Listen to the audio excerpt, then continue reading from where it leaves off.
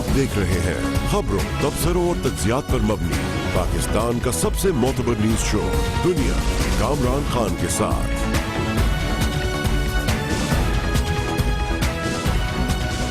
अस्सलाम वालेकुम, मैं हूं कामरान खान। साबिक गवर्नर पंजाब सलमान तासीर खानदान के लिए आज बेपनाह खुशी का दिन है। ये खबर कम से कम पाकिस्तानियों के लिए तो अचानक सामने आई है और आई अब से थोड़ी देर कबल, जब बताया गया कि साबिक गवर्नर पंजाब सलमान तासीर के बेटे शहबाज तासीर को आज शाम बलूचिस्तान के इलाके कचलाक से बाजियाब करा लिया गया है। ये मामूली अगवा का केस नहीं था। शहबाज तासीर को उनके वालिद के कत्ल के चंद माह बाद लाहौर के गुलबर्ग के इलाके से अगस्त 2011 में अगवा किया गया था। 26 अगस्त को अगवा होने वाले शहबाज तासीर के बारे में मुतज़ाद खबरें मुसलसल आती रही और उनके खानदान के लिए ये दोहरे गम और इंतहाई तकलीफ का माहौल था, क्योंकि उनके वालिद के इंतकाल के कुछ अरसे बाद शहबाज तासीर का यह अगवा हुआ था। बारहा ये खबरें आती रही कि वो तालिबान के कब्जे में हैं या उनको अब पाकिस्तान से अफगानिस्तान मुंतकिल कर दिया गया। इस दौरान कई बार ये खबरें भी आई कि उन्हें एक ड्रोन हमले में वो तालिबान के साथ इस दुनिया में अब नहीं रहे हैं। आज इस सिलसिले में ये अचानक खबर आई उस वक्त जब director general inter services public relation lieutenant general Salim Asim Bajwa ने अपनी ट्वीट में कहा कि शहबाज तासीर को इंटेलिजेंस इदारों ने मुश्तरका ऑपरेशन में बाजियाब करा लिया है। आज बताया गया है कि ये इंटेलिजेंस ऑपरेशन एफसी की इंटेलिजेंस यूनिट, मिलिट्री इंटेलिजेंस और पुलिस के काउंटर टेररिज्म डिपार्टमेंट ने मिल के किया, जिसके बाद शहबाज तासीर को बाजियाब कराया गया। उन्हें कचलाक के एक होटल से पता चला कि वो वहां मौजूद है और वहां से फिर उन्हें बाजियाब कराया गया है। ये ऑपरेशन कहां, कब, कैसे हुआ है, इसके बारे में कोई इत्तला नहीं है। ना ही ISPR इस बारे में कुछ बता रहा है, ना ही FC और ना ही बलूचिस्तान पुलिस कि किस तरह से शहबाज तासीर को बाजियाब कराया गया, कहां पर वो मौजूद थे, क्या कोई छापा मारा गया या कि किसी जगह पे कोई मुकाबला हुआ है या शहबाज तासीर किसी जगह चलते हुए नजर आए हैं, बैठे हुए नजर आए हैं। इस सिलसिले में बहरहाल कोई किसी किस्म की इत्तलात नहीं है। अब फिलहाल ये बताया जा रहा है कि शहबाज तासीर ज़हनी और जिस्मानी तौर पर सेहतमंद हैं और टेलीफोन पर अपने अहले खाना से उनकी बातचीत भी कराई गई है। उनका कांटेक्ट हुआ है अपने अहले खाना के साथ और यकीनी तौर पे उनकी वालदा के लिए, उनकी बेगम के लिए, उनकी कुछ ही अरसे पहले अपने अगवा से पहले शादी हुई थी और उनके घर के तमाम लोगों के लिए, दोस्तों के लिए ये नाकाबिले यकीन खुशी का बेपनाह मौका है जो सामने आया है। शहबाज तासीर के भाई शहरियार तासीर ने जब मुमताज़ कादरी की फांसी हुई थी उस दिन ट्वीट की थी कि मुमताज़ कादरी को फांसी तासीर फैमिली की नहीं बल्कि पाकिस्तान की फतह है, तासीर खानदान की फतह हमारे भाई की बाहिफाजत वापसी होगी। लेकिन आज शायद उस वक्त उन्हें पता था या नहीं पता था, लेकिन उनके भाई की बाहिफाजत वापसी आज हो गई है और ये एक बहुत बड़ी खबर है जो कि अब से थोड़ी देर कबल सामने आई है। कुछ हालिया रिपोर्ट्स में हालांकि कहा गया था कि 2012 में शहबाज तासीर जो है वो अमरीकी हमले में जाँ बहक भी हो चुके हैं। अगवा के 2 साल बाद जुलाई 2013 में लाहौर पुलिस ने अगवा के इल्ज़ाम में 4 मुल्ज़िमान को गिरफ्तार किया था, लेकिन ये दावा ज़रूर किया था कि वो मुल्ज़िमान हैं जिन्होंने शहबाज तासीर को अगवा किया, लेकिन खुद शहबाज तासीर की बाजियाबी नहीं हो सकी थी। मार्च 2014 में कलिदम तहरीक तालिबान से मुज़ाकरात में भी हुकूमत ने शहबाज तासीर की रिहाई का मुतालबा किया था, लेकिन तालिबान ने इस सिलसिले में इनकार कर दिया था। आज अचानक सामने आए हैं शहबाज तासीर, लेकिन अभी तक सुराग नहीं है साबिक वज़ीर आज़म सैयद यूसुफ रज़ा गिलानी के बेटे अली हैदर गिलानी के हवाले से, जिन्हें 11 मई 2013 को इलेक्शन से 2 रोज़ कबल मुल्तान में इंतखाबी कैंपेन के दौरान अगवा किया गया था। वो अभी तक बाजियाब नहीं हो सके हैं और जाहिर है कि गिलानी खानदान के लिए इस वक्त इससे ज़्यादा इंपॉर्टेंट कोई खबर नहीं है कि अली हैदर गिलानी भी उसी अंदाज में बाजियाब हो जाए जिस अंदाज में शहरियार तासीर हुए हैं। अली हैदर गिलानी पंजाब असम्बली के हल्का कि 2000 से पाकिस्तान पीपल्स पार्टी के उम्मीदवार थे और जब से वो अगवा हुए हैं उनका अपनी फैमिली से बराह रास्त कोई कांटेक्ट नहीं हुआ है। लेकिन ये बारहा खबरें आती रही हैं कि अगवा करने वाले जिनको तालिबान की हैसियत से पहचाना गया है उनसे जनाब यूसुफ रज़ा गिलानी और उनके ख़ानदान के लोग मुज़ाकरात करते रहे हैं। उनकी बाजियाबी के लिए, उनको रिहा करने के लिए मुबैना तौर पर बताया गया है कि कतीर रकम मांगी गई थी, जैसे कि शहबाज तासीर के मामले भी थी। शहबाज तासीर को رہا کرانے کے لیے جو مطالبہ کیا گیا تھا اس میں 50 کروڑ روپے مانگے گئے تھے، اور کچھ اسی قسم کی اطلاع یہ ہے کہ علی حیدر گیلانی کی رہائی کے لیے بھی گیلانی خاندان سے اسی قسم کی رقم مانگی گئی تھی۔ لیکن آج جناب سید یوسف رضا گیلانی بہت حوصلہ مند تھے اور ان کو امید تھی، آج ان کی امید سب سے زیادہ تھی کہ شاید شہباز تاثیر کی طرح بہت جلد اب علی حیدر گیلانی بھی رہا ہو جائیں گے۔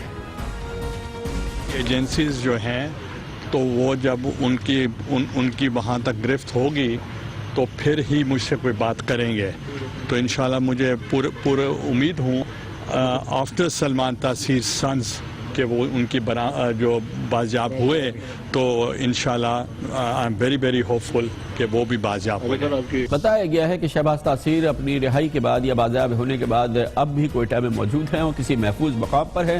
ان کی سیکیورٹی کے حوالے سے اور ان کے تمام جو اس حوالے سے جو ضروری معلومات ہے اس کو فی الحال زیادہ پبلک نہیں کیا جا رہا ہے، لیکن نہ ہی یہ بتایا گیا جیسے میں نے آپ کو پہلے بتایا کہ انہیں کب کیسے کہا کس انداز میں بازیاب کرایا گیا ہے۔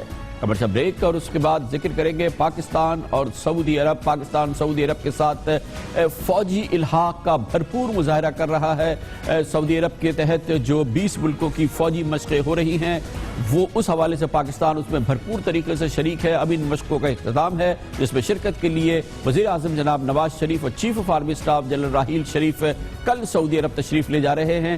اس حوالے سے یہ ایک بہت بڑا اظہار ہے، عملی اظہار ہے عرب دنیا کے ساتھ، سعودی عرب کے ساتھ پاکستان کے فوجی الحاق کا یا فوجی تعلقات کا۔ اس کے بارے میں بات کرتے ہیں ایک چھوٹے سے وقفے کے بعد۔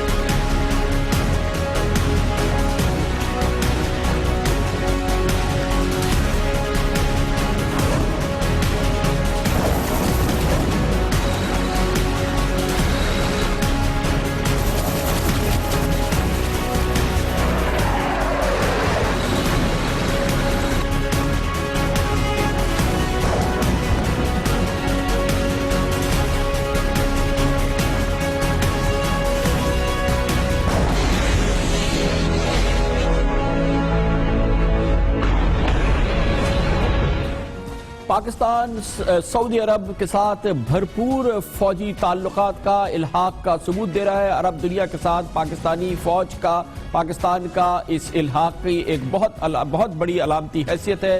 پچھلے 10 دن سے پاکستان کی افواج ان 20 ملکوں کے ساتھ سعودی عرب کے تحت ہونے والی فوجی مشقوں میں حصہ لے رہی ہیں جو اپنی نوعیت کی غیر معمولی اور بہت بڑی فوجی مشقیں ہیں جو کہ اس وقت سعودی عرب میں ہو رہی ہیں، جس کا اہتمام سعودی عرب نے کیا ہے۔ سعودی عرب اس وقت مشرق وسطیٰ میں ہونے والی سیاسی اور جو فوجی اس ڈیولپمنٹس ہو رہی ہیں اس میں محور کا کردار ادا کر رہا ہے۔ سعودی عرب چاہتا ہے کہ شام میں بشار الاسد کی حکومت کا تختہ الٹا جائے اور وہاں پر اس حوالے سے یمن میں جو صورتحال ہے اس حوالے سے بھی سعودی عرب کی ایک بہت ہی امپورٹنٹ اور بہت ہی مؤثر کارروائیاں ہیں جو کہ فوجی کارروائیاں ہیں جو یمن میں بھی ہو رہی ہیں، اور اس حوالے سے اب سعودی عرب ایک فوجی الحاق، ایک فوجی اتحاد اس نے تشکیل دیا ہے، 20 ملکی فوجی اتحاد۔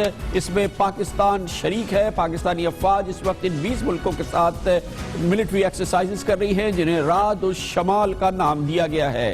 یہ فوجی مشقیں، غیر معمولی فوجی مشقیں اب اختتام کے قریب ہیں، اور اس کے لیے وہ ممالک جنہوں نے کہ ان مشقوں میں حصہ لیا ہے ان کے سربراہان کو سعودی عرب آنے کی دعوت دی گئی ہے، جس کے لیے وزیر اعظم جناب میاں محمد نواز شریف اور chief of army staff general Raheel Sharif کل سعودی عرب روانہ ہو رہے ہیں۔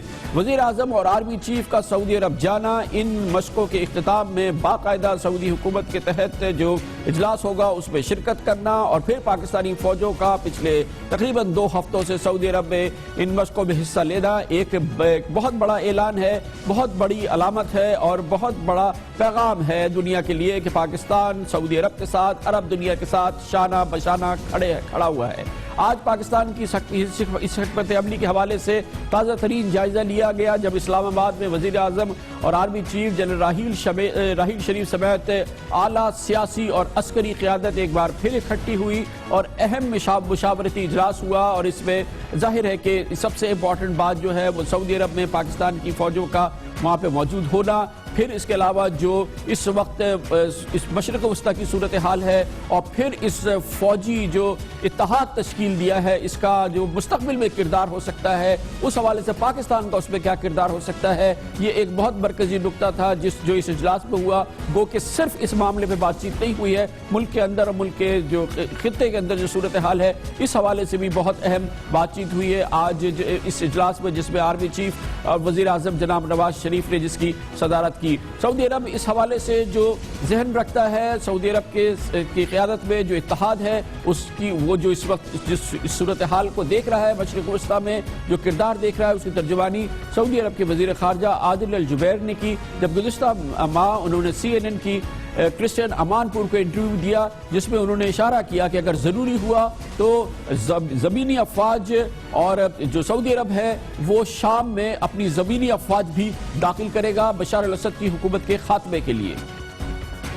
Are you on the brink of or prepared to or planning to send ground troops to Syria? Yes.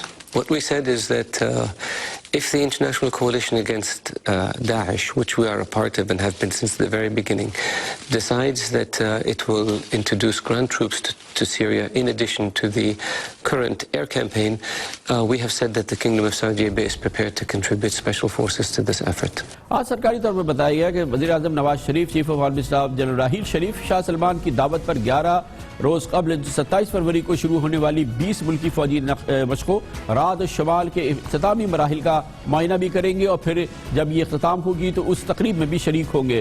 دفتر خارجہ نے کل اپنے ایک بیان میں کہا تھا کہ فوجی مشقوں کا مقصد دہشت گردوں کا مقابلہ کرنے کے لیے تربیت میں بہتری لانا ہے۔ اگر سعودی عرب کی سالمیت کو کوئی خطرہ ہوا تو پاکستان شانہ بشانہ کھڑا ہوگا، اس بات کا اعادہ کل پھر دفتر خارجہ نے کیا۔ سعودی پریس ایجنسی کے مطابق فوجی مشقوں میں سعودی عرب، پاکستان، عرب امارات، اردن، بحرین، سینیگال، سوڈان، کویت، مالڈیوز، مراکش، چاڈ، ٹیونس، عمان، قطر، ملیشیا، مصر اور دیگر ممالک شریک ہیں، اور ان کی زمینی، فضائی اور بحری افواج مشترکہ مشقوں کے ذریعے دہشت گردی اور انتہا پسندی سے نمٹنے کی صلاحیت کو بہتر بنانے کی کوشش کر رہی ہے۔ اس سے قبل پاکستان کا سعودی عرب کے حوالے سے جو فیصلہ ہوا تھا کہ پاکستان سعودی عرب کا ہر صورت میں ساتھ دے گا، اس سے پہلے کچھ سرد تعلقات رہے تھے، لیکن اس میں ایک بڑی تبدیلی آئی تھی گزشتہ برس 30 ستمبر کو جب پاکستان اور سعودی عرب کی مسلح افواج نے جہلم میں الشہاب نامی مشترکہ فوجی مشقیں کی تھی۔ سعودی عرب نے 14 دسمبر کو 34 اسلامی ملکوں کی دہشت گردی کے خلاف اتحاد کے قیام کا اعلان کیا تھا، جس میں باقاعدہ پاکستان شامل ہوا تھا، اور اس اعلان کے بعد سعودی عرب کے وزیر دفاع نائب ولی محمد شہزادہ محمد سلمان، جو آج سعودی عرب کی انتہائی اہم شخصیت سمجھے جاتے ہیں، 10 جنوری کو وہ پاکستان تشریف لائے تھے۔ وزیر اعظم نواز شریف اور آرمی چیف جنرل راحیل شریف سے ملاقاتیں کی تھی، اور 7 جنوری کو سعودی وزیر خارجہ عادل الجبیر نے پاکستان تشریف لائے اور یہاں پر پاکستان کی سیاسی قیادت اور GHQ جنرل راحیل شریف کے ساتھ ایک تفصیلی ملاقات کی تھی۔ ان فوجی مشقوں کے حوالے سے مزید معلومات جانتے ہیں، اور اس کے لیے ہم جائیں گے سعودی عرب، جہاں پر جدہ میں ہمارے ساتھ موجود ہیں جناب راشد حسین، جو کہ سینئر صحافی ہیں۔ بہت بہت شکریہ راشد صاحب۔ آپ بتائیے گا کہ یہ مشقیں جو ہو رہی ہیں یہ کس مقام پہ ہو رہی ہیں سعودی عرب میں، اور ان مشقوں کا بنیادی مقصد کیا ہے؟ یہ صرف ایک علامتی مشقیں ہیں یا یہ کہ یہ کسی مشن کی تیاری ہے؟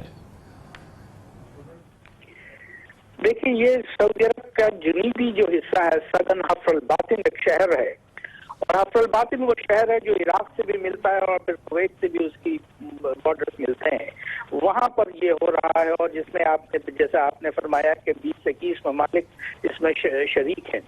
اب اس کی جو وجہ، اس کو یہ جو کہا جا رہا ہے کہ ایک شمالی آندھی کا نام لیا گیا ہے، اب اس جو چل رہی ہے وہاں، اور اس کے متعلق کہا یہ جا رہا ہے کہ اس کی 2-3 وجوہات ہوئی ہیں۔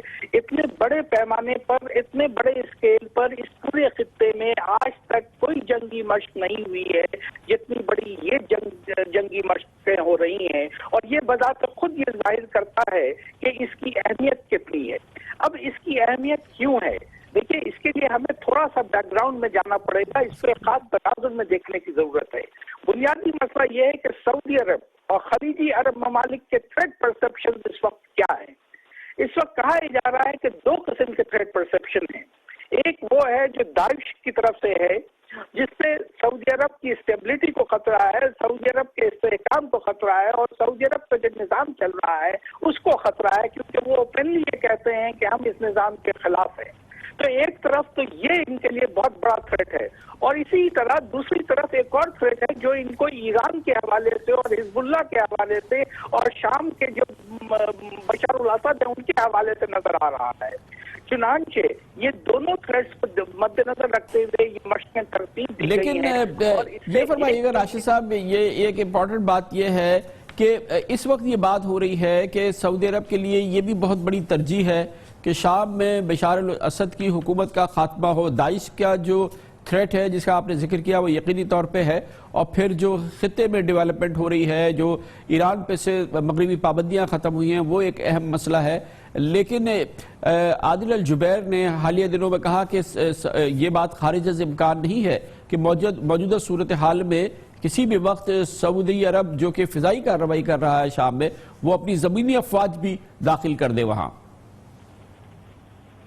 जी आप बिल्कुल ठीक कह रहे हैं कामरान। देखिए उसका भी जो बुनियादी ये है कि सऊदी अरब में परसेप्शन ये है कि शाम के बशर अल असद हिजबुल्लाह और ईरान के साथ खड़े हुए हैं। चुनांचे वो बशर अल असद को एक ईरानी पपेट की सूरत में देखते हैं, और ईरान का जो बढ़ता हुआ असर रसूख इस पूरे खित्ते में, देखिए जो 2003 की जंग खलीज हुई इराक के हवाले से, उसके बाद से ईरान का जो यहाँ असर रसूख है बढ़ता चला गया है इस पूरे खित्ते में। और इसको ये वही वाली कहते थे जो उससे पहले सऊद अल फैसल जो इनके साबिक़ मरहूम वज़ीर ख़ारजा है, उन्होंने बार बार कहा था कि अगर हम इस तरह की जंग करेंगे तो उसका नतीजा ये होगा कि ईरानी असर रसूख में इजाफा होगा। और एग्जैक्टली बहुत शुक्रिया जनाब राशिद हुसैन। अब माजरत का है जनाब राशिद का जो हमारा कम्युनिकेशन लिंक था वो मजबूत नहीं था, जिसकी वजह से आप उनको सही तौर पर सुन नहीं पा रहे थे। कमर्शियल ब्रेक, उसके बाद हम जिक्र करेंगे T20 वर्ल्ड कप। अब उसका एक तरह से आगाज़ हो चुका है, रस्मी आगाज़ अभी होना बाकी है, लेकिन बहरहाल ये टूर्नामेंट शुरू हो चुका है। लेकिन आज तक हमें नहीं पता है कि पाकिस्तान की टीम वहाँ भेजी जाएगी या नहीं भेजी जाएगी। इस सिलसिले में अभी तक इस लम्हे तक फ़िलहाल जायज़ा लिया जा रहा है कि वहाँ का सिक्योरिटी माहौल क्या है। इस दौरान शाहिद आफरीदी ने वज़ीर आज़म से इल्तिजा की है कि किसी सूरत से इक़दाम करे, पाकिस्तान की क्रिकेट को नए जन्म देने के लिए उन्होंने तजावीज़ भी भेजी हैं। इस पर बात करते हैं कमर्शियल ब्रेक के बाद। कहते इसे पाकिस्तान का मैच नहीं होती, इससे प्रदेश का देश का नाम बदनाम। The delegation will go to Dharamshala to review the security arrangements. इंतहा पसंदों की जानिब से धमकियों का सिलसिला नहीं थम रहा। हम कैसे पाकिस्तान को अलाउ कर दें कि वो यहाँ पर आकर हमारी छाती पर अपने पाकिस्तान का झंडा लाए। काफी तादाद में फोर्सेस होगी, पुलिस होगी। They are committed to giving complete security. Bharat के शहर नागपुर में आज से T20 world cup qualifying round का आगाज हो गया है। एक तरह से T20 वर्ल्ड कप शुरू हो गया है, लेकिन टूर्नामेंट में पाकिस्तान क्रिकेट टीम की शिरकत होगी या नहीं इसका फैसला अभी तक नहीं हुआ है, और अभी तक पाकिस्तानियों को नहीं पता है कि उसकी क्रिकेट टीम जा रही है या नहीं जा रही। धर्मशाला में सिक्योरिटी सूरत हाल का जायजा लेने के लिए भारत जाने वाली जो पाकिस्तान की 2 रुकनी टीम है, आज शाम नई दिल्ली में वो पाकिस्तान के हाई कमिश्नर अब्दुल बासित से मुलाकात कर रही थी और उन्हें अपनी रिपोर्ट से आगाह कर रही थी। सिक्योरिटी टीम की रिपोर्ट में कहा गया है कि पाकिस्तान भारत क्रिकेट मैच को धर्मशाला से किसी और जगह मुंतकिल किया जाए। भारत की मरकजी हुकूमत की जमानत है क्रिकेट टीम भारत नहीं जाए। मैच देखने के लिए भारत जाने वाले पाकिस्तानी शायकीन की सिक्योरिटी की भी जमानत दी जाए। वज़ीर आज़म जनाब नवाज शरीफ की हिदायत पर यह 2 रुकनी टीम सिक्योरिटी का जायजा लेने के लिए कल भारत पहुंची थी, और जिसने कल शाम हिमाचल प्रदेश के वजीर आला से भी मुलाकात की और फिर उनकी वहां पर दूसरे सिक्योरिटी ऑफिशियल से भी मुलाकात हुई। हिमाचल प्रदेश के वजीर आला दीर बहादुर सिंह ने पहले सिक्योरिटी से इनकार किया था और अब पाकिस्तान टीम को सिक्योरिटी देने की उन्होंने यकीन दहानी करा दी है। ये सबसे अहम डेवलपमेंट है कि अब वही वजीर आला जो कह रहे थे कि वो सिक्योरिटी नहीं दे सकते, अब सिक्योरिटी देने की बात कर کر رہے ہیں۔ ویر بہادر سنگھ نے آج کہا کہ دھرمشالہ میں پاکستانی ٹیم کو سخت سیکیورٹی مہیا کریں گے، اگر مظاہرے سابق فوجیوں نے کیے تو پھر ہم بہرحال کچھ نہیں کر سکیں گے۔ آئی سی سی کے چیف ایگزیکٹو ڈیوڈ رچرڈسن نے کل پریس کانفرنس میں صاف کہہ دیا تھا کہ جن حالات کی وجہ سے پاک بھارت میچ کو خدشات لاحق تھے وہ کسی کے کنٹرول میں نہیں ہیں۔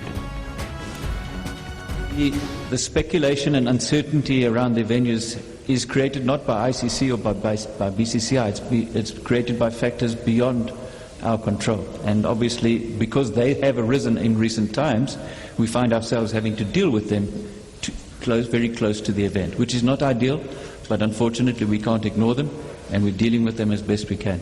I can assure you that the BCCI and the PCB are communicating, as are the ICC, with both parties.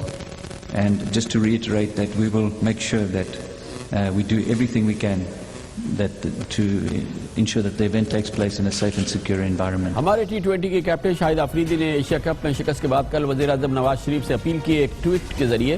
انہوں نے کہا کہ وزیر اعظم نواز شریف نئے ٹیلنٹ کو سامنے کی راہ میں حائل رکاوٹیں دور کرائیں۔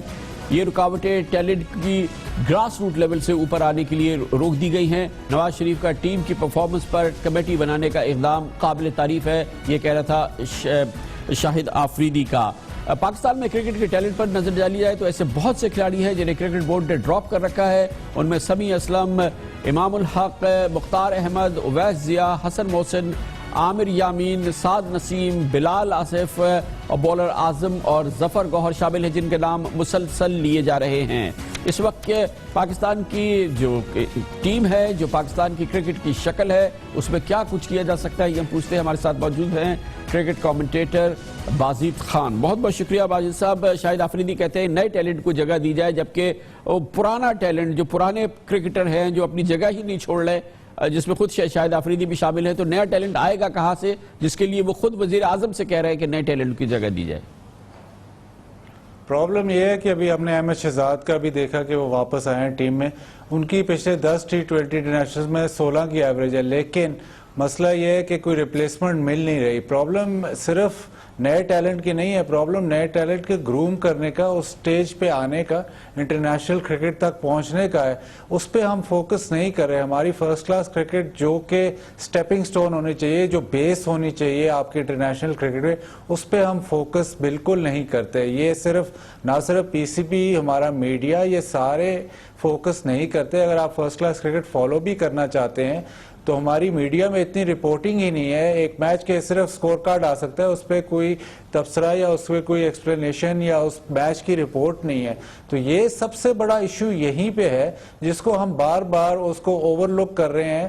اور اب رپورٹ شاہد آفریدی نے بھی کہا کہ گراس روٹ پہ جانا چاہیے۔ گراس روٹ سے پہلے فرسٹ کلاس کرکٹ جب تک ٹھیک نہیں ہوگی، جب تک اس کا سٹینڈرڈ، اس کے پچز، اس کے امپائرز، اس کے بالز ٹھیک نہیں ہوں گے تو آپ یہ ایکسپیکٹ نہ کریں کہ آپ کے انٹرنیشنل ٹیم میں اتنے اچھے پلیئر آئیں گے۔ اور ہمیں پرابلم یہ ہو رہی ہے کہ 1998-99 میں یونس خان کا ڈیبیو تھا، وہ ہمارے بیسٹ پلیئر رہے ہیں۔ اس کے بعد سے ایک مصباح الحق ہی ہیں جو کہ ٹاپ بیٹسمنوں میں ان کا شمار ہوتا ہے۔ اس کے علاوہ پچھلے 16-17 سالوں میں آپ کوئی ایک ٹاپ کلاس بیٹسمن نہیں پروڈیوس کرتے۔ اس پہ فوکس کرنے کا بہت بڑا بہت شکریہ بازید خان ہمارے ساتھ تھے۔ وقت ہے بریک کا، اس دوران آپ نیوز ہیڈ لائن بھی دیکھیں گے، اس کے بعد ہماری آج کی ٹاپ سٹوریز۔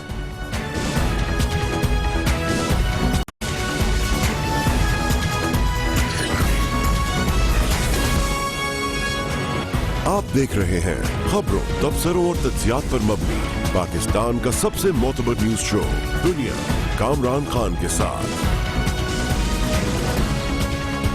سندھ حکومت اور صوبائی حکومت سندھ میں اس وقت اگر کہا جائے کہ کھلبلی ہے، یا یہ کہ وہاں چیب گوئیاں ہو رہی ہیں، یا یہ کہ وہاں پریشانی ہے، تو یہ تمام باتیں صحیح ہو سکتی ہیں کیونکہ اس وقت صورتحال ایسی ہی ہے۔ کیونکہ پچھلے 2 دنوں میں جو بہت اہم ڈیولپمنٹ ہوئی ہے اس کے تحت سندھ رینجرز نے سپریم کورٹ آف پاکستان میں ایک رپورٹ درج کرائی ہے جس میں سندھ حکومت کی کارکردگی کے حوالے سے شدید تحفظات کا اظہار کیا گیا ہے، شکایات کی گئی ہے، اور سپریم کورٹ آف پاکستان کے ایک معزز جج نے اس رپورٹ کو سندھ حکومت کی چارج شیٹ قرار دیا ہے۔ یہ صرف چارج شیٹ ہی نہیں بلکہ بہت اہم حقائق ہیں جو اس رپورٹ میں سامنے لائے گئے ہیں اور اب وہ سپریم کورٹ آف پاکستان کے سامنے ہیں۔ سپریم کورٹ آف پاکستان اس وقت کراچی بدامنی کیس کی سماعت کر رہی ہے، جس کے لیے سپریم کورٹ آف پاکستان کے 5 معزز جج پر مشتمل ایک بینچ بنائی گئی ہے، جس کی سربراہی خود چیف جسٹس آف پاکستان جناب جسٹس انور ظہیر جمالی کر رہے ہیں۔ آج دوسرا دن تھا اس کارروائی کا، جس کا آغاز کل ہوا تھا۔ چیف جسٹس جناب انور ظہیر جمالی نے آج بھی انسپیکٹر جنرل سندھ غلام حیدر جمالی کی کراچی میں امن و امان سے متعلق رپورٹ کو غیر تسلی بخش قرار دے کے مسترد کیا۔ یہ دوسرے دن ہوا کہ آئی جی سندھ کی کراچی کے امن و امان کے حوالے سے رپورٹ کو سپریم کورٹ آف پاکستان میں مسترد کر دیا گیا ہے۔ یاد رہے کہ آئی جی سندھ جناب غلام حیدر جمالی پر سپریم کورٹ آف پاکستان اور سندھ ہائی کورٹ میں مختلف حوالوں سے توہین عدالت کے کئی مقدمے چل رہے ہیں اور ان کی بھرپور سرزنش مسلسل ہوتی رہی ہے، کل بھی ہوئی اور آج بھی ایک بار پھر inspector general police Ghulam Haider جمالی کی سپریم کورٹ آف پاکستان نے سخت سرزنش کی۔ Supreme court of Pakistan Karachi registry میں آج چیف جسٹس جناب جسٹس انور ظہیر جمالی کی سربراہی میں جسٹس امیر ہانی مسلم، جسٹس شیخ عصمت سعید، جسٹس فیصل عرب اور جسٹس خلجی عارف حسین پر مشتمل 5 رکنی لارجر بینچ نے کراچی میں بدامنی کیس کی سماعت کی۔ آئی جی سندھ غلام حیدر جمالی نے دوران سماعت لارجر بینچ پر غیر معمولی طور پہ اپنے عدم اعتماد کا اظہار کیا اور کہا کہ گزشتہ روز بھی ان کے بارے میں نامناسب ریمارک دیے گئے تھے۔ آج جناب غلام حیدر جمالی اس انداز سے سپریم کورٹ آف پاکستان کی اس بینچ پر اپنے عدم اعتماد کا اظہار کر رہے تھے، جس پر چیف جسٹس جناب انور ظہیر جمالی نے ریمارکس دیے کہ ہماری مجبوری ہے کہ آنکھیں بند نہیں کر سکتے، اگر آپ کو بینچ پر اعتراض ہے تو تحریری درخواست دے دیں۔ جسٹس امیر ہانی مسلم نے سرزنش کرتے ہوئے کہا کہ ایک شخص جو خود کو آئی جی سندھ کہتا ہے اس کی لا علمی میں، اس کی ماتحتی میں کیا ہو رہا ہے یہ پتہ چل رہا ہے، اسے پتہ چل رہا ہے۔ جو جس لا علمی کا اظہار آج آئی جی سندھ نے کیا اس حوالے سے انہوں نے کہا کہ آئی جی سندھ ہے مگر ان کی ماتحتی میں کیا ہو رہا ہے انہیں اس کا کچھ پتہ ہی نہیں ہے۔ جناب جسٹس انور ظہیر جمالی نے کہا کہ سنگین مقدمہ ایک دن میں ایک کلاس کر دیا جاتا ہے، کسی پولیس افسر کا سال میں 7 بار تبادلے کا مطلب یہ ہے کہ اسے کام کرنے کی اجازت نہیں ہے۔ اس طرح سے چیف جسٹس اس وقت سندھ پولیس کے اندر جو صورتحال ہے اس کا ذکر کر رہے تھے کہ ملزمان کو کبھی فوری طور پر فارغ کر دیا جاتا ہے، انہیں معصوم قرار دیا جاتا ہے، کبھی ایک افسر کا ایک سال میں 7 بار تبادلہ کر دیا جاتا ہے۔ گزشتہ روز جسٹس شیخ عصمت سعید نے رینجرز کی رپورٹ کو آئی جی سندھ اور چیف سیکرٹری کے خلاف ایک چارج شیٹ قرار دیا تھا۔ یہ وہ رپورٹ ہے جو انتہائی اہم ہے، جو کھلبلی کا باعث بن رہی ہے اس وقت حکومت سندھ میں، کیونکہ اس میں سنگین تحفظات کا اظہار ہے، اس میں شکایات ہے اور اسی لیے اسے ایک چارج شیٹ کہی گئی ہے۔ رینجرز کی جانب سے چارج شیٹ آنا حکومت سندھ کے خلاف اور سپریم کورٹ آف پاکستان میں اس کی ایک بہت اہمیت ہے اور اسی وجہ سے آج سندھ حکومت میں ایک کھلبلی کا عالم ہے۔ سپریم کورٹ میں رینجرز کی جانب سے کل جمع کرائی گئی رپورٹ میں کہا گیا تھا کہ سندھ پولیس میں میرٹ پر نہ بھرتیاں کی جاتی ہے، نہ علیحدہ تھانے بنائے جائے، ایف آئی آر درج کرنے کا اختیار دیا جائے۔ رینجرز اپنے تھانے بنائے، ایف آئی آر درج کرنے کا اختیار دیا جائے، ظاہر ہے کہ غیر معمولی اختیار ہے، غیر معمولی مطالبہ ہے، لیکن رینجرز نے سپریم کورٹ آف پاکستان کے ذریعے یہ مطالبہ کیا ہے۔ رینجرز کو ملزمان سے تفتیش اور عدالتوں میں چالان پیش کرنے کا بھی مجاز بنایا جائے۔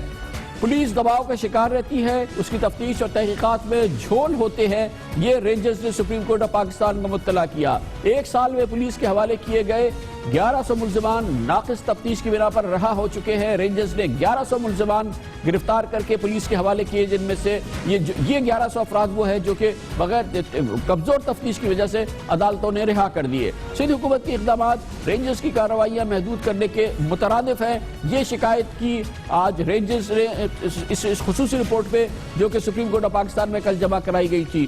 سہولت کار پکڑنے نہیں جائیں گے تو دہشت گردی کے خلاف ایکشن کیسے مؤثر ہوگا، اس رپورٹ پر سوال کیا گیا۔ سندھ میں رینجرز کو خصوصی اختیارات 3-4 ماہ کے بجائے سالانہ بنیاد پر دیے جائے۔ یہ کیوں ہر بار 3-4 ماہ کے لیے اختیارات دیے جاتے ہیں؟ اس لیے آج سپریم کورٹ آف پاکستان میں اس بات کی گونج سنائی دی کہ یہ سالانہ بنیاد پر دیے جائیں۔ 5 سال میں 2 ڈی جی رینجرز آئے ہیں، جبکہ صرف پچھلے 4 سال میں سندھ کے 4 بار سیکرٹری داخلہ تبدیل ہو چکے ہیں۔ سیکرٹری داخلہ انتہائی اہم عہدہ ہوتا ہے، 1 سال میں حکومت سندھ نے 4 سیکرٹری داخلہ تبدیل کیے ہیں۔ پولیس اور محکمہ داخلہ میں مدت ملازمت کو غیر یقینی ختم کرنے کے لیے رینجرز نے کہا کہ جب تک یہ غیر یقینی ختم نہیں کی جائے گی شہر میں امن قائم نہیں ہو سکتا، مدت ملازمت متعین کی جائے۔ یہ بھی بتایا گیا کہ پچھلے سال 9 دسمبر کو مستقل پروسیکیوٹرز کے لیے درخواست دی گئی تھی، اب تک اس پر عمل درآمد بھی نہیں ہوا ہے اور صورتحال بہتر ہوئی یہ نہیں کہا جا سکتا کہ امن و امان طویل عرصے تک برقرار رہ سکتا ہے۔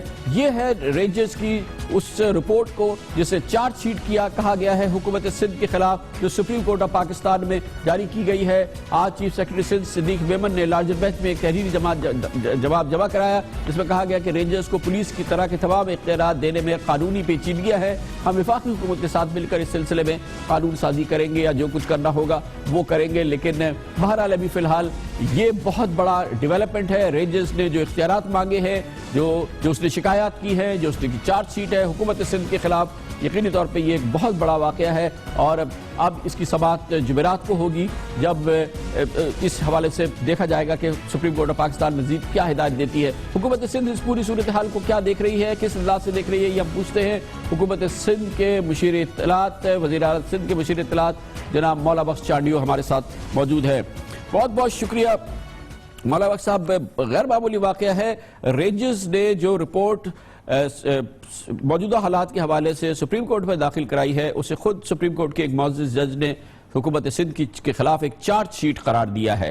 اس کے علاوہ جو حکومت سندھ کے سب سے اہم پولیس افسر ہے آئی جی سندھ، ان کی 2 روز سے مسلسل سپریم کورٹ میں سخت سرزنش ہو رہی ہے، رینجرز چارج شیٹ کر رہی ہے۔ کیا کہیں گے آپ اس پوری صورتحال کے حوالے سے؟ اور اس دوران سپریم کورٹ آف پاکستان کے جو بینچ ہے، معزز بینچ ہے، اس کے بہت ہی سخت ریمارکس بھی سامنے ہیں۔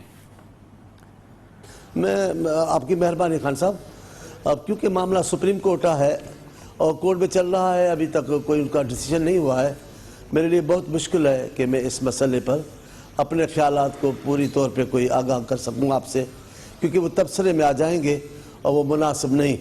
میں بھی قانون کا احترام کرنے والا کارکن ہوں اور شہری ہوں، میں بھی انتظار میں ہوں جب ان کا فیصلہ آ جائے گا، تو میں اس بات کا ضرور قائل ہوں۔ جب وہ کہتے ہیں کہ فیصلے بھی تبصرہ نہ کرو تو میں کہتا ہوں نہیں، فیصلہ ہو گیا ہے، اب وہ لوگوں کی ملکیت ہے، عوام کی ملکیت ہے، عوام اس پہ تبصرہ کر سکتے ہیں، لیکن ابھی فی الحال وہاں کچھ چل رہا ہے، اس پہ میں بات نہیں کر سکتا۔ بہت ساری باتوں پہ تحفظات ہو سکتا ہے رپورٹ پر، سپریم کورٹ کی رائے سے یا ان کے جو ہوتے ریمارکس اس پہ نہیں میں بات کر سکتا، رپورٹس پہ بات آ سکتی ہے۔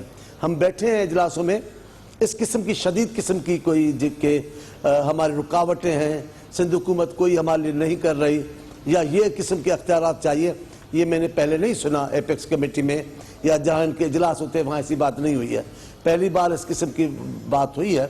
تو رینجر کو حق پہنچتا ہے کہ وہ اپنے لیے بات کرے یا جو اس کے ذہن میں وہ بات لائے، لیکن سیاسی کارکن کی حیثیت میں، ایک جمہوری کارکن کی حیثیت میں، ایک سویلین حکومت کے نمائندے کی حیثیت میں تو اس کا حامی نہیں ہو سکتا کہ تھانے ان کے اپنے الگ کھل جائیں، یہ تھانے سب بیکار ہے، وہاں تھانے کھل جائیں، ان کو چالان کرنے کا ابھی بھی ان کا بہت سارا پاور ہے اور حقیقی معنی میں انہی کی کارروائیاں ہو رہی ہیں اور جس پہ ہم اطمینان کا اظہار بھی کرتے آئے ہیں، لیکن یہ کہ وہ سارا اختیاری ان کو دے دیا جائے، وکلا بھی وہ مقرر کریں گے، تھانے بھی رینجر کے ہوں گے، یہ ذرا ایک سویلین حکومت کو اور میرے جیسے جمہوری کارکن کو ذرا مشکل سا لگے گا۔ آپ انکاری کر دیں سویلین پاور سے، اختیار سے، تو کیسے معاملہ چلے گا؟ پھر زندگی کا ایک شعبہ نہیں ہے جس میں یہ امن امان کا مسئلہ ہے، دوسرے شعبے میں دوسرے مسائل ہیں، جیسے یہ کیس بھی چیف جسٹس صاحب کا پرانے کا شروع کیا ہوا ہے۔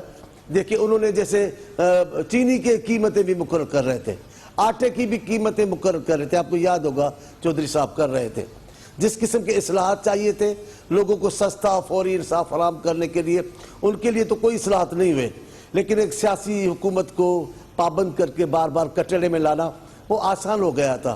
چلے اچھی بات ہے کہ لوگوں کے مسائل پر کل بھی چیف جسٹس صاحب نے بہت اچھی بات کی ہے، لوگوں میں اس کو پسند کیا گیا کہ چلے یہ اچھی بات ہے، لیکن آپ یہ کہہ دیں کہ ایسا کوئی خدا نہ کرے، اب وہ تو اختیار ہے سپریم کورٹ کا، جو فیصلہ دے اس پہ کسی کی رکاوٹ نہیں ہے، لیکن یہ کہیں کہ سویلین حکومت کو پاور ہی نہیں ہوگا، تھانے وہ الگ کھولیں گے، پھر کیسے چلے گا؟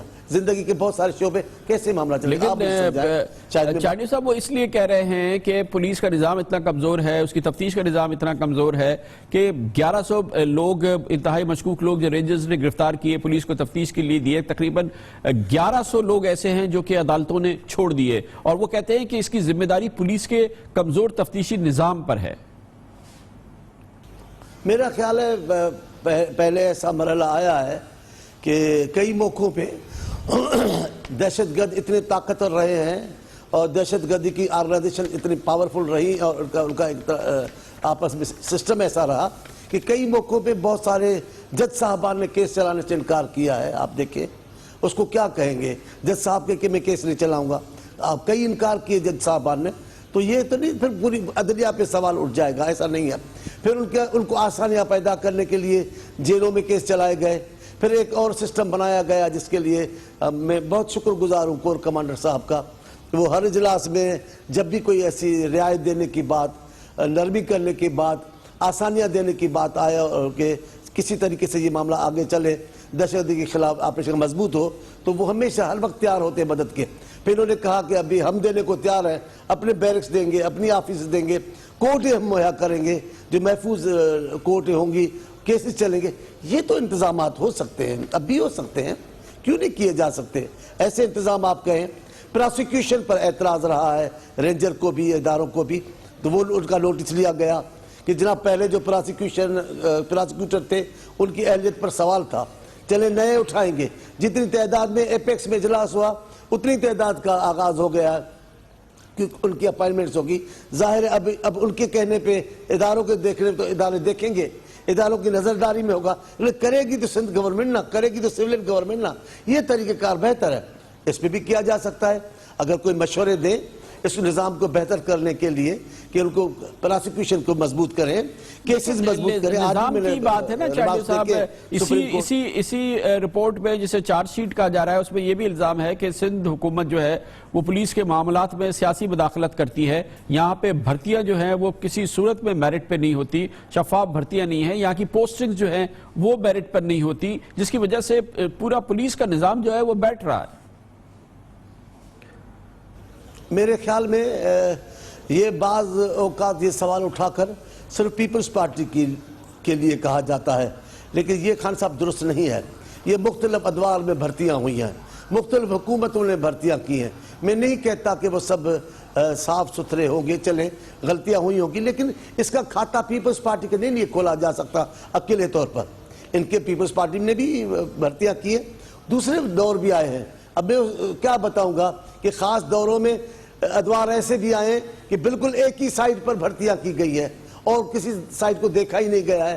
انہوں نے اپنی کمیونٹی پولیس بنانے کی کوشش کی، اپنے ادارے بالکل خالص ان کے ذاتی ادارے بن کے رہ گئے۔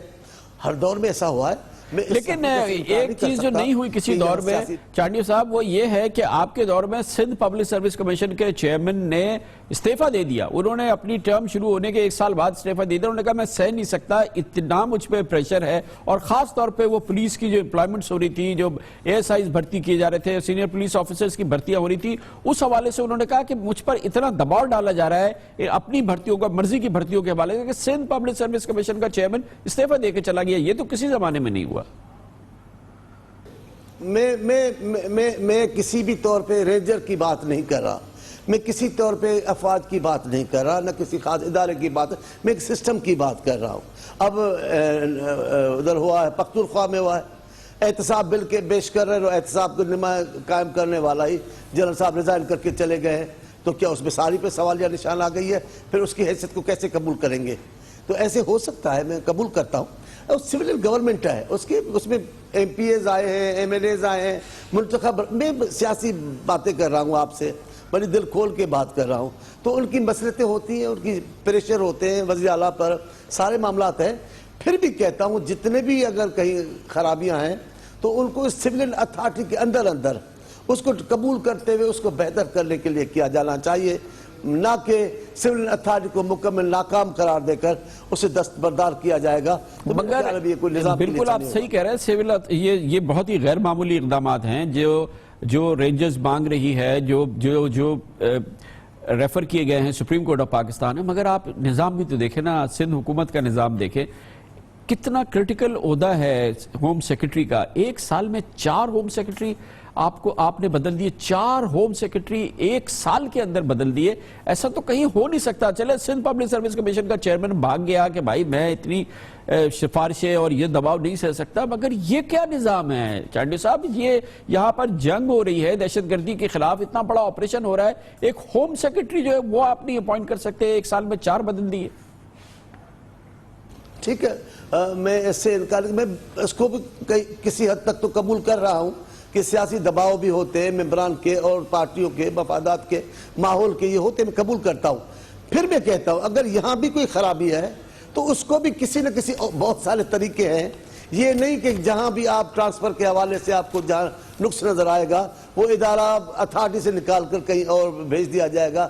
یہ روایت، میں خیر صاحب آپ میری بات کو سمجھیں تو میں کر رہا ہوں کہ جو ٹھیک کرنے کے لیے جو بھی آپ کریں، آپ کی نگہداری چاہیے افواج کی دیکھنے کے لیے، رینجر کو دیکھنے کے لیے، جیسے پہلے کہا کہ بھائی کمیٹی ایک بنے گی جو تبادلوں کو، سب ممکن ہے. لیکن آج جو میں نے اخبار میں پڑھا ہے اس میں اتھارٹی، سول اتھارٹی کا وجود نہیں ہے، تصور نہیں ہے کہ جناب تھانے الگ ہوں گے، ان کے اپنے افسران ہوں گے. پھر تو یہ معاملہ، یہ ایک دوسری حکومت، 2 3 پہلے ہی کچھ نظر آ رہی ہیں، کچھ نظر نہیں آ رہی، حکومتیں چل رہی ہیں، انتظامیہ ہے. اگر یہ بھی بن جائے گی تو آپ بتائیں، ہو سکتا ہے آپ کسی کو امن دے دیں کسی جگہ پر، کسی تھوڑے وقت کے لیے وہ بالکل آئیڈل صورتحال بن جائے، لیکن مستقل طور پر آپ کے نظام کے لیے یہ روایت اچھی نہیں ہوگی. بہت بہت شکریہ جناب مولا بخش چانڈیو، حکومت سندھ کی ترجمانی کر رہے تھے، کہہ رہے تھے کہ پہلے بھی سندھ میں 2 3 حکومتیں چل رہی ہیں، لیکن یہ سویلین اتھارٹی کو بالکل ختم کرنے والی بات ہے. وہ مطالبات، وہ شکایات جو رینجرز نے کی ہے اور جن تحفظات کا انہوں نے اظہار کیا ہے، انہوں نے کہا کہ اگر تھانے بھی الگ ہو جائیں گے، اگر ایس ایچ اوز بھی الگ ہو جائیں گے، اگر یہ سویلین اتھارٹی بالکل ختم ہو جائے گی، یہ تو دوسری حکومت لانے والی بات ہے جو کہ اس وقت کی گئی ہے رینجرز کی اس رپورٹ پہ جو اس وقت سپریم کورٹ آف پاکستان کے سامنے ہے. جناب مولا بخش چانڈیو بہت کھل کے بھرپور طریقے سے حکومت سندھ کی متوقع شدید تحفظات کا اس پہ اظہار کر رہے تھے. کمر سے بریک اور اس کے بعد ہم ذکر کرتے ہیں کہ پولیس کی تحقیق و تفتیش کیا، اگر شکار دہشت گرد ہو، حقیقی ملزم ہو تو کوئی بات نہیں، لیکن اگر معصوم کو دہشت گرد بنا دیا جائے، اگر معصوم کو بدترین دہشت گرد القاعدہ داعش کا رکن بنا دیا جائے، پڑھے لکھے شریف پاکستانیوں کو بنا دیا جائے اور پھر ان کو معصوم قرار دینا پڑے، تو اس کی سزا کون بھگتے گا؟ ان معصوموں کی آواز کون سنے گا؟ ایسے کیسز ہو رہے ہیں، مسلسل ہو رہے ہیں. سندھ حکومت میں کوئی پوچھنے والا نہیں ہے، سندھ پولیس سے کوئی جواب لینے والا نہیں ہے. ان کے بارے میں آپ کو بتائیں گے ایک چھوٹے سے وقفے کے بعد.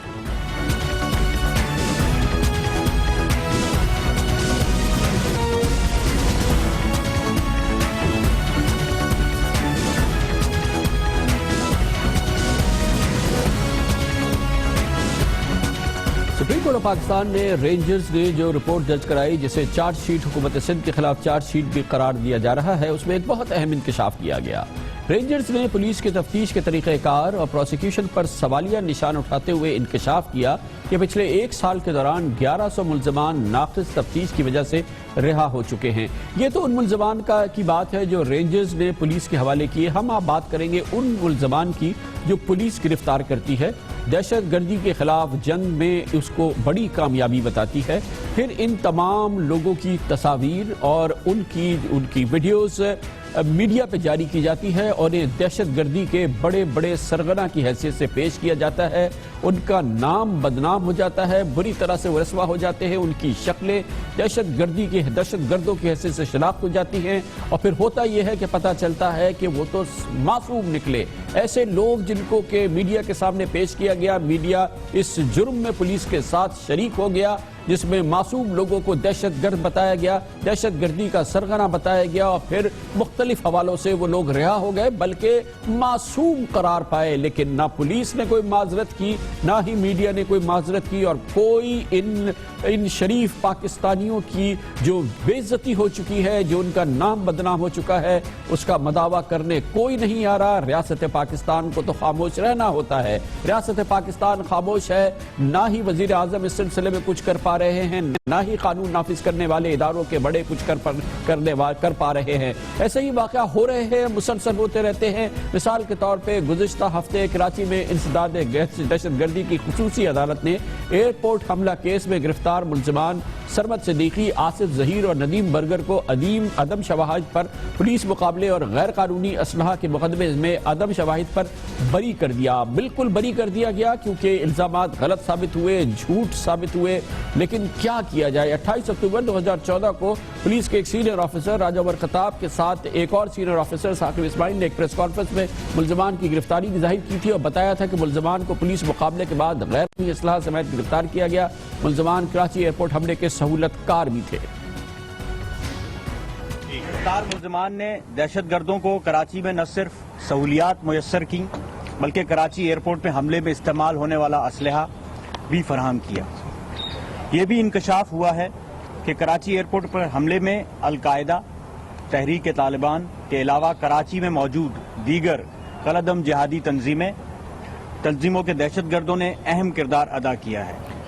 مطلب یہ ہے کہ کئی تنظیمیں، القاعدہ بھی ملی، تحریک طالبان بھی ملی اور کراچی میں کئی کالعدم دہشت گرد تنظیمیں ملی۔ اس کے بعد یہ لوگ گرفتار ہوئے اور جس میں سے ایک اہم مقدمے میں اب یہ بری کر دیے گئے ہیں۔ پولیس مقابلے اور غیر قانونی اسلحہ کے کیس کی بنیاد پر گرفتاری کے بعد ملزمان کو کراچی ایئرپورٹ حملہ کیس میں نامزد کیا گیا تھا جس میں وہ بری ہو گئے ہیں اور بعدی نظر میں لگتا ہے کہ ایئرپورٹ حملہ کیس کا نتیجہ بھی مختلف نہیں ہوگا۔ ایک ہفتے قبل ایک اور اسی قسم کا واقعہ ہوا تھا۔ فوجی عدالتوں کے پروسیکیوشن آفیسر نے جب کراچی پولیس کی جانب سے بھیجے گئے جسٹس مقبول باقر حملہ کیس کے ملزمان کو سندھ حکومت کو واپس بھیج دیا اور موقف اختیار کیا کہ ملزمان معصوم باللہ اور امیر معاویہ کے خلاف مناسب تفتیش اور ٹھوس شواہد نہیں ہیں۔ ملزمان کی گرفتاریاں خطرناک اور کالعدم تنظیموں سے ان کے تعلق اور دہشت گردی کے مقدمات میں ملوث کرنے کے بعد ملزمان کا بری ہونا قانون نافذ کرنے والے اداروں کی تحقیقات، تفتیش یعنی پروسیکیوشن کے بغیر کے حوالے سے ایک انتہائی غیر مؤثر اور ناقص ہونے کی نشانی ہے۔ اور بہت اہم بات یہ ہے کہ جب اس طرح کی رہائی ہو جاتی ہے، جب عدالتیں مجبور ہو جاتی ہیں، یقینی طور پہ کئی کیس ایسے ہوتے ہوں گے جہاں پولیس سمجھتی ہوگی کہ اس کا مضبوط کیس تھا، لیکن بہرحال اکثر مواقع پہ جو عدالتی جو نقطہ نظر ہے وہ یہ ہوتا ہے کہ کیس اتنے کمزور ہوتے ہیں، اتنے کمزور کیس ہوتے ہیں، گواہان ہوتے نہیں ہیں اور شواہد موجود نہیں ہوتے اور بڑے بڑے دہشت گرد کی حیثیت سے پیش کر دیا جاتا ہے اور عدالتوں کو انصاف دینا ہوتا ہے، اس لیے ان لوگوں کو رہا کر دیا جاتا ہے کیونکہ یہ معصوم ثابت ہوتے ہیں اور یہ سلسلہ مسلسل جاری ہے۔ مگر ان معصوموں کو دہشت گرد تو قرار دے دیا جاتا ہے لیکن جب وہ چھوٹتے ہیں تو کوئی پوچھنے والا نہیں ہوتا، کوئی یہ بتانے والا نہیں ہوتا کہ اس کے ذمہ دار کون ہے، ان معصوم لوگوں کو ذمہ دار کون ہے جس نے ان کو دہشت گرد قرار دیا۔ اسی طرح سے پچھلے سال 18 دسمبر کو ایک پریس کانفرنس ہوئی تھی جس میں کیمز کے عادل مسعود بٹ کے خلاف جرائم کی ایک طویل فہرست جاری کی گئی تھی۔ سب سے اہم گرفتاری جو بھی چند روز پہلے کی گئی ہے اس میں عادل مسعود بٹ ایک اعلیٰ تعلیم یافتہ شخص ہے۔ سال 2000 میں عادل بٹ نے تنظیم اسلامی میں شمولیت اختیار کی اور ڈاکٹر اسار کے ہاتھ پر بطور ایک کارکن کے بیعت کی۔ تنظیم اسلامی کے دور میں مختلف لوگوں سے ملاقاتیں ہوتی رہیں جن میں شیبہ احمد، خالد یوسف باری وغیرہ شامل تھے۔ تنظیم اسلامی کے اختلافات کے بعد اس تنظیم کو چھوڑ دیا مگر خالد یوسف باری کے ساتھ تعلقات قائم رکھے۔ اس دوران خالد یوسف باری کی معرفت ڈاکٹر اکمل وحید سے ملاقات ہوئی اور عادل بٹ نے ڈاکٹر اکمل وحید کو فنڈ دینا شروع کر دیا اور پھر عادل مسعود بٹ کو ایک بڑے دہشت گرد کی حیثیت سے میڈیا کے سامنے پیش کر دیا گیا۔ ان کی تصاویر مسلسل نشر ہوتی گئی۔ یہ کسی نے نہیں بتایا کہ ان کے خلاف کوئی جرم ثابت نہیں ہوا، کسی قسم کا کوئی جرم ثابت نہیں ہوا اور ان کو بالکل معصوم قرار دے کے رہا کر دیا گیا ہے، لیکن ان کے ساتھ ان کی یہ تصویر، ان کی یہ شہرت جو ہے وہ پیچھا کرے گی، ان کے خاندان کا پیچھا کرے گی، لیکن کوئی نہیں ہے جو کہ بتائے کہ یہ ظلم کا مداوع کیا ہوگا۔ اسی طرح سے پچھلے دنوں ایک اور واقعہ ہوا جس میں ایس ایس پی عثمان باجوہ نے پچھلے سال 27 نومبر کو کے الیکٹرک کے آفیسر اور کالعدم حزب تحریر کراچی کے امیر سہام قمر اور اہم کمانڈر اویس راحیل کے بارے میں بتایا، یعنی کہ یہ لوگ کوئی بہت بڑے دہشت گرد تھے۔ اس کے بارے میں پھر جو پریس کانفرنس کی گئی اور جو کہا گیا وہ ہم آپ کو بتاتے ہیں۔ سہام قمر ول محمد قمر یہ امیر ہیں جو پراسکرائبڈ آرگنائزیشن ہے حزب التحریر، انتہائی پڑھا لکھا، میکینیکل انجینئر اور ایڈمنسٹریشن کی ڈگریز ہیں اس کے پاس، بزنس ایڈمنسٹریشن کی۔ اس کا حلقہ اثر جو ہے وہ اہم اداروں میں، تعلیمی ادارے، بااثر افراد، مختلف اداروں کے، لا انفورسمنٹ ایجنسیز، اس کا ایجنڈا ہے اس کا پرچار کرتا ہے. جن لوگوں کو تیار کیا جاتا ہے نفاذ شریعت کے نام پہ یا سو کالڈ اسلامی اس کے لیے یہ نظام خلافت کے نفاذ کے لیے, they ultimately end up in extremist organization national level اور international level. یہ کیس بھی کولیپس کر گیا ہے.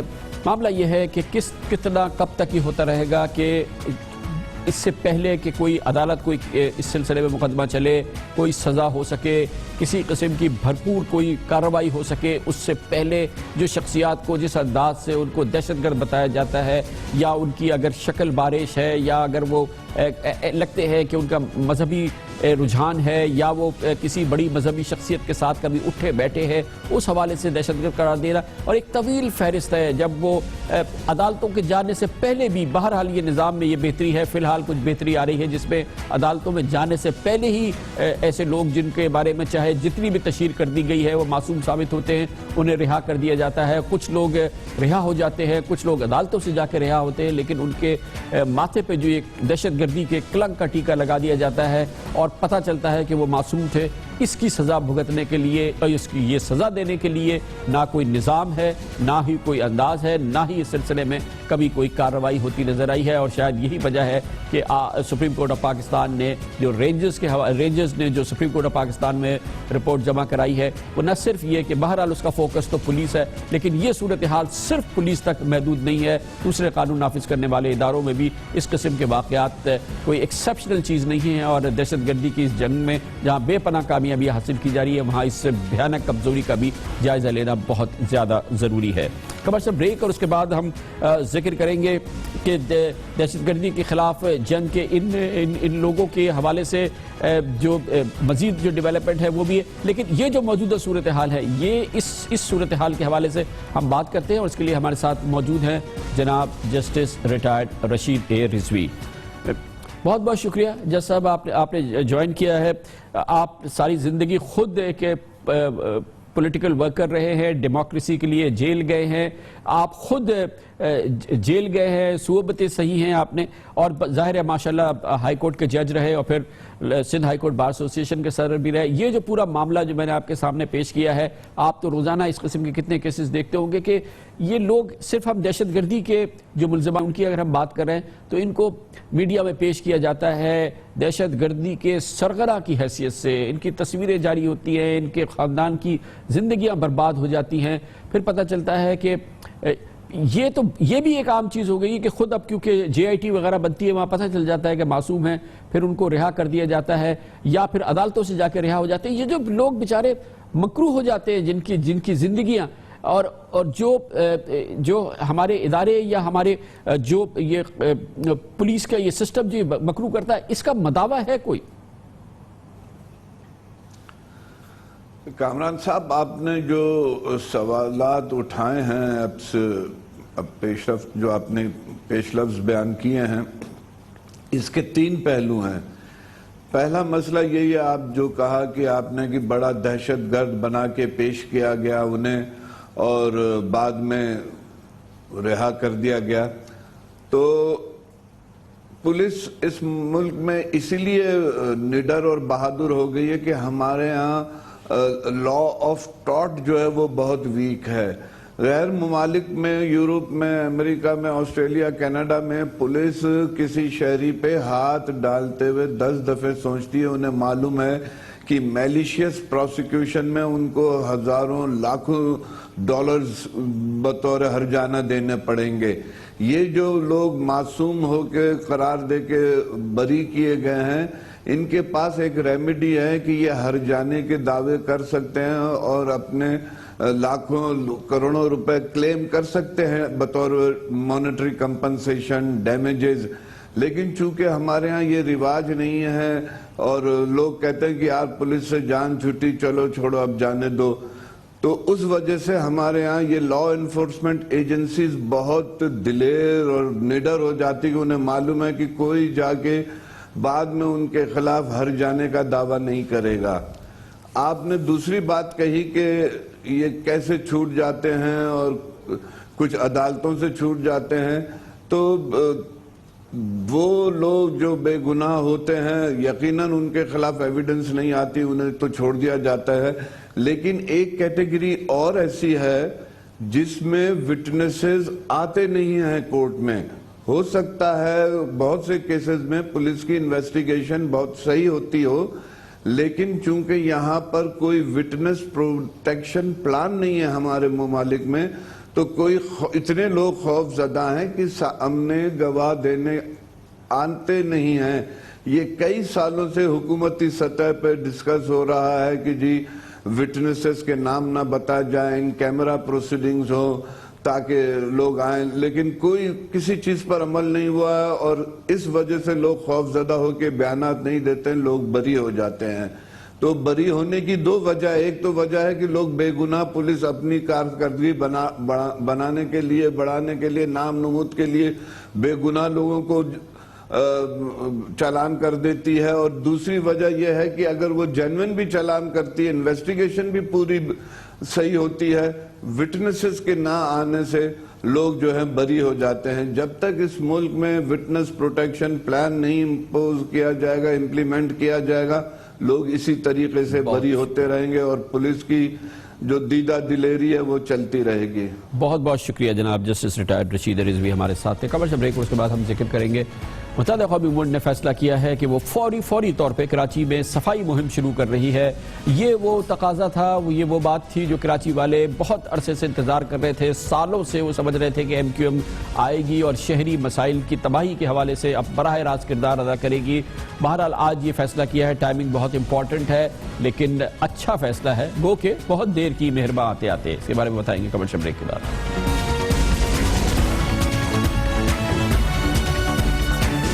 First.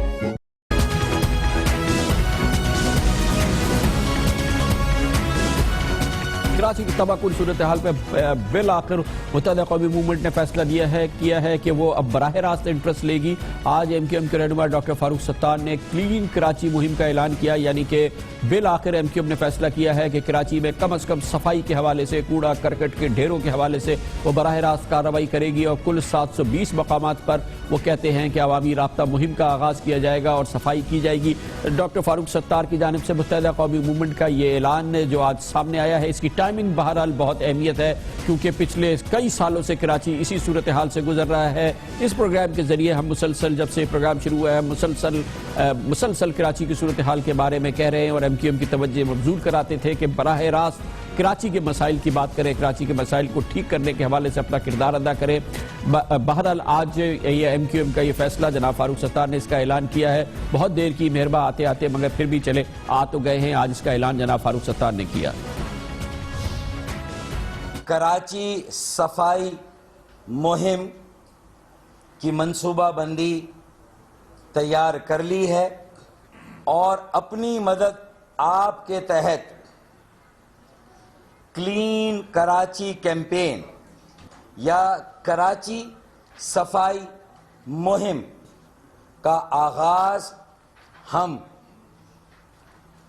10 مارچ کر رہے ہیں، اور اپنی مدد آپ کے تحت ایم کیو ایم نے، الطاف بھائی نے یہ فیصلہ کیا ہے کہ کراچی کے تمام شہریوں کو کراچی کے معاملات میں اونرشپ دی جائے.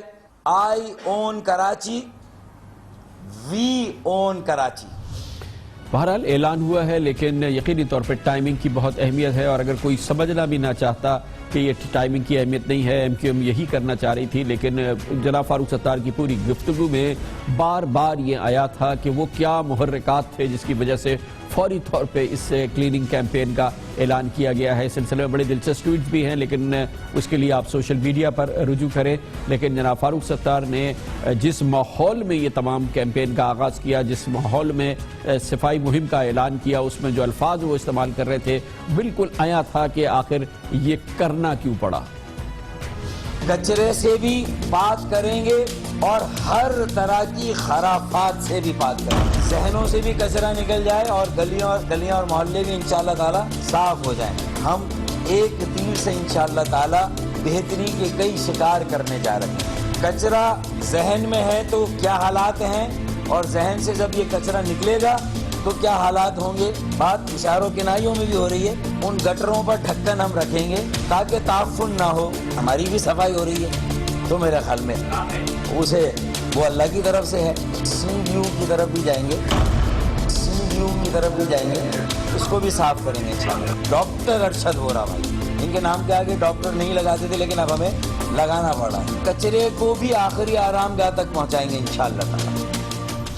یہ تمام گفتگو سے آیا ہے کہ اس کا پس منظر کیا ہے. اس اعلان کے بعد جناب سید مصطفیٰ کمال نے ایک ٹویٹ کی, انہوں نے کہا کہ کراچی کی سڑکوں کی صفائی سے تمہارے ہاتھ پہ لگا خون صاف نہیں ہوگا. ایک جانب جب متحدہ قومی موومنٹ بالآخر کراچی کے کسی مسئلے کے حوالے سے براہ راست کارروائی کا آغاز کر رہی تھی, دوسری جانب گورنر سندھ ڈاکٹر عشرت العباد جو پچھلے کئی دنوں سے بہت زیادہ متحرک ہیں, ایک بار پھر شہر میں نکلے اور انہوں نے باغات کا دورہ کیا. وہ باغات جن کی نشاندہی ہم نے کی تھی, وہ مسائل, اسپتال, عباسی شہید اسپتال, دوسرے کئی مسائل جو ہمارے اس پروگرام میں مسلسل آتے رہے, انہی مسائل کی طرف گورنر سندھ پچھلے کئی دنوں سے مسلسل براہ راست دلچسپی لے رہے. آج بھی وہ گئے اور آج انہوں نے خاص طور پہ کہا کہ جو منتخب نمائندے ہیں جن کو کراچی نے منتخب کیا ہے, اب ان کی ذمہ داری ہے کہ وہ بہرحال باہر آئیں اور اپنی ذمہ داری ادا کریں, اور وہ ذمہ داری جو ان لوگوں نے دی جنہوں نے ان کو ووٹ دیے ہیں اس کا حق ادا کریں.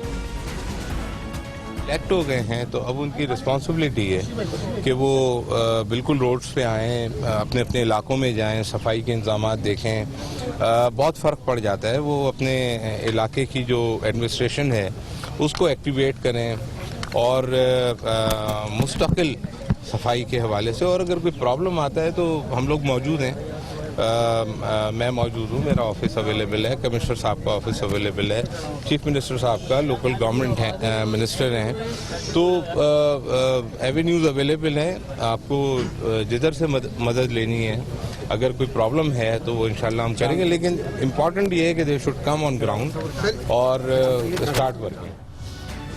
کمرشل بریک, اس کے بعد ذکر ہوگا نیب کا جو کہ پریشان صورتحال سے گزر رہی ہے کیونکہ پاکستان کی سیاسی جماعتوں کو مختلف حوالوں سے اس پہ شدید تحفظات ہیں.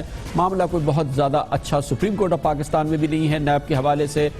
نیب کے حوالے سے کیا واقعی پاکستان کی بڑی سیاسی جماعتیں پارلیمنٹ کوئی قانون سازی کرنے والی ہے, اس کی موجودہ جو قانونی حیثیت ہے اس میں تبدیلی لانے والی ہے, اس کے بارے میں بات کرتے ہیں کمرشل بریک کے بعد.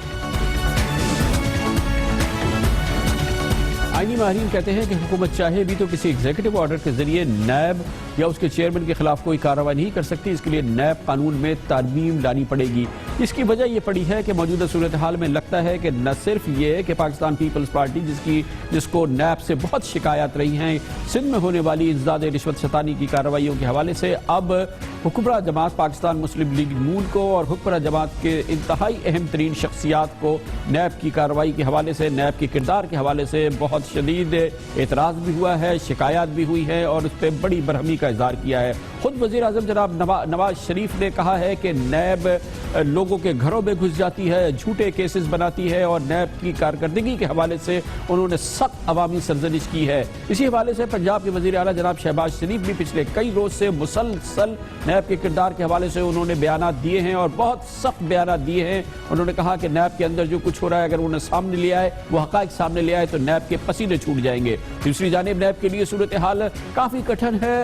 اعلیٰ عدلیہ میں بھی سپریم کورٹ آف پاکستان مسلسل اپنی کارروائیوں میں نیب کی مختلف حوالوں سے سخت سرزنش کرتی رہی ہے.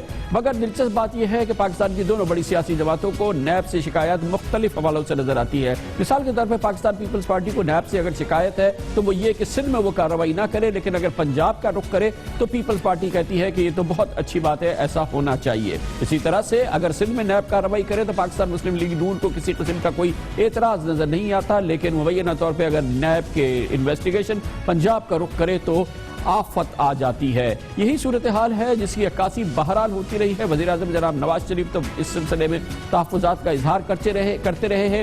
دوسری جانب یہ بات بھی بہت اہم ہے کہ پاکستان میں انجمن جو تاجران کی سب سے بڑی تنظیم ہے یعنی federation of Pakistan chamber of commerce بھی نیب کی کارروائیوں کے حوالے سے اپنے تحفظات کا اظہار کر چکی ہے. وزیر اعظم سے کہہ چکی ہے کہ بزنس ماحول میں ہراساں کیا جا رہا ہے نیب کے افسران کی جانب سے, اور پاکستان کا تجارتی ماحول بری طرح سے خراب ہوا ہے. اسی طرح سے پاکستان کے بڑے بزنس گروپ بھی جو ہیں اس سلسلے میں شکایات کر چکے ہیں, اور ان کا کہنا یہ ہے کہ نیب کے قانون کا غلط استعمال کیا جا رہا ہے, جس کی وجہ سے وزیر اعظم کا رد عمل بھی سامنے آیا. لیکن اس سے پہلے جناب شہباز شریف اس معاملے میں نہیں بولے تھے. ان کی بڑی اہمیت ہے پنجاب کے وزیر اعلیٰ کی حیثیت سے بھی اور حکمراں پاکستان مسلم لیگ نون کے کلیدی رہنما کی حیثیت سے بھی.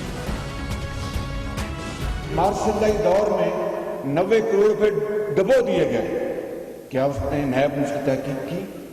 क्या पूछा किसी से कि जनाब ये कौम का पैसा है, किस तरह जाया हुआ? ऐसे गंभीर करप्शन के स्कैंडल्स जो नैब की न सिर्फ नोटिस पे थे, मैं नैब के किसी फर्द की बात नहीं कर रहा, मैं बतौर नैब एक इदारे की बात कर रहा हूँ कि वो इंतहाई सीरियस अरबों रुपए के स्कैंडल्स जो कि ब्लैक एंड वाइट में उनके सबूत मौजूद हैं, क्या उसके बारे में क्या कार्रवाई हुई? ये मैंने कल बात कही थी और मैंने ये ज़रूर कहा था कि अगर मैं वो सबूत के सामने बात करूंगा तो फिर पसीने छूट जाएंगे, ये मैंने कहा था और मैं अपनी बात पर। पहला बयान बहुत ज़्यादा सख्त था, फिर उसको थोड़ा सा नरम किया जनाब शहबाज शरीफ ने, लेकिन बहरहाल नैब के हवाले से हुकूमत करने क्या जा रही है हम पूछेंगे। हमारे साथ मौजूद हैं जनाब मुसद्दिक मलिक जो कि स्पेशल असिस्टेंट है वज़ीर आज़म पाकिस्तान के। बहुत बहुत शुक्रिया मलिक साहब, आपने हमें ज्वाइन किया है।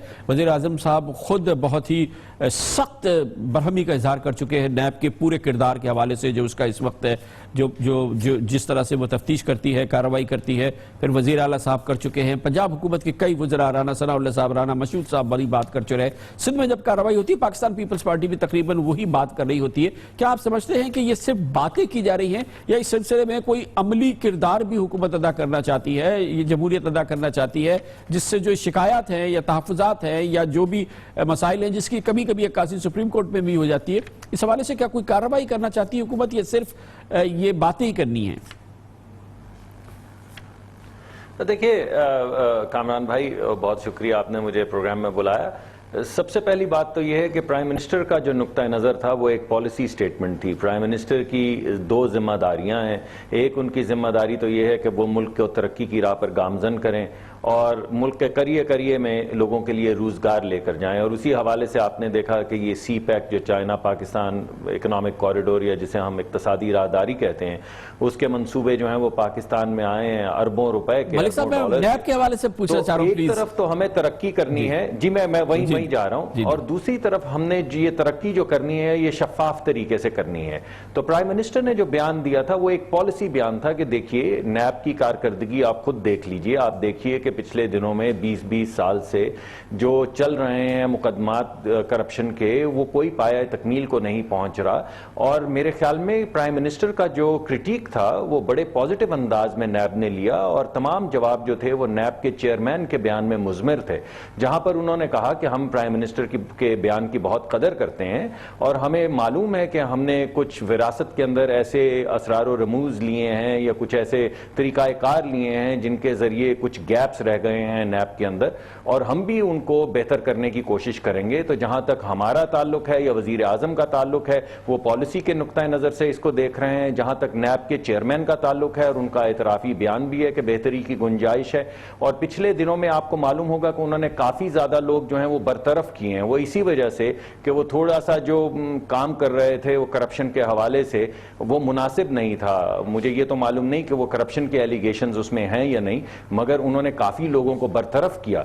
तो वो बरतरफी भी जो उन्होंने अपने लोगों की वो इसी बात का एतराफ था जो प्राइम मिनिस्टर ने क्रिटिक दिया कि देखें कुछ लोग अपनी जो हदूद हैं उनसे तजावुज करते हैं, और बजाय इसके कि हम करप्शन को ख़त्म करें, हम कारोबार को और ज़रिया मुआश को कहीं उसके अंदर ख़त्म ना कर बैठें। तो प्राइम मिनिस्टर साहब जो हैं वो कतन इस हक़ में नहीं हैं कि हम ये जो करप्शन के ख़िलाफ़ मुहिम है इसको सुस्त रो करें या इसको तब्दील करें इसके रुख को, लेकिन उसमें बेहतरी की गुंजाइश है, और उसी का उन्होंने जिक्र किया और उसी का नैब के जो चेयरमैन है उन्होंने एतराफ़ किया। और ये बहुत शुक्रिया जनाब मुसद्दिक मलिक, हमारे साथ वज़ीर आज़म के स्पेशल असिस्टेंट। इसके साथ ही हमारे आज के प्रोग्राम का इख्तिताम होता है। कल आपसे फिर मुलाकात होगी। कल तक के लिए कामरान खान को इजाज़त। अल्लाह हाफ़िज़।